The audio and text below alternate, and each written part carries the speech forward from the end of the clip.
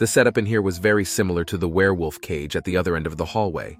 This time, I propped the exit door open with my water bottle before moving forward. Fool me once. However, all similarity ended when I got to the cage enclosure down the left-hand hallway. Standing next to the bars was a female with a wildly exaggerated hourglass figure in a tight blue sequined halter and shorts. She had exquisite oversized features on her gorgeous pearly white face, featuring sensuous ruby red lips, and set off by a bouffant hairstyle of jet black hair.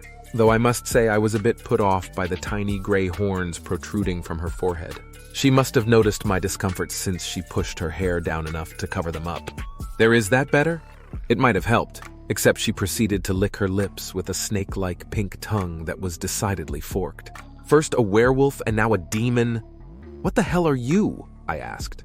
I immediately regretted my choice of words. She rubbed her long, pointy red nails up and down evocatively on a bar of her cage.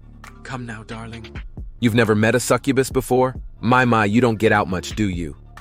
I suppose she could have been doing an elaborate cosplay, but if so, it was the most convincing act imaginable. I decided to change the subject. So if you're locked up in here, how did you know about the werewolf and the lockpicks? She flashed her intense blue eyes at me. This isn't my first rodeo, silly boy. The assholes who run this place throw me in here every time they decide to do a reset. She eyed the bulge in my pants. Hey, how about sharing some of that jerky with me?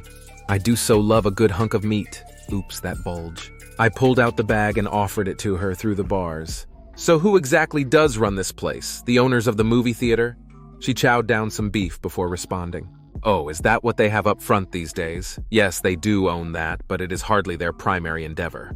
So who are they and just what is their primary endeavor? I guess you could call them overlords or some such, but I never have any direct contact with the powers that be. And their undertaking is recruitment. If you survive the various trials, you might just be able to advance in rank. Advance? Advance into what? That's the big question, isn't it? She handed the bag back through the bars. Here, I don't want to be a little piggy. Would you be a sweetheart and share some of your water with me? How do you know I didn't drink it all? I don't. But you seem like the type to save something for later. She batted those eyes at me again. You're right there. Be right back. I walked back to the entrance gate and retrieved my water bottle, remembering to substitute my lockpicks to keep the door propped open. When I returned, it became apparent the bottle would not fit through the bars. You know, you could just unlock the cage, she said. How do I know you won't bite my neck open? Come on, I'm a succubus, not some raging lunatic. Besides, she glanced down at the chain manacled to her foot that was fastened to the back wall. Well, there is that, I said. I fit my key into the cell door and unlocked it. I got another tingling sensation in my hands, but the effect seemed lessened. I swung the door open and the succubus lunged at me with those razor-sharp nails. I leaped back in horror. Ha ha, she said. I was just messing with you. Now how about a sip of that water? Jesus fucking H. Christ, I said. You nearly gave me a heart attack. I tossed her the water bottle. Hey, no need to invoke royalty. She took a nice long pull and said, But sorry, I couldn't resist. So tall, blonde, and handsome, do you have a name? I'm Chase, I said. And you? I'm Bethesda, but you can call me Betty. Okay, Betty, so what now? Well now, Chase, you're going to have to make a decision. You can either free me and allow me to accompany you on your journey, at least for a while, or you can leave me here to rot and go it alone. Your choice. If I leave you here, will you die? No. Eventually the overlords will have someone come and fetch me, but it would not be pleasant. You see, my job is to display my obvious charms and convince you to free me any way I can. And they don't take failure lightly.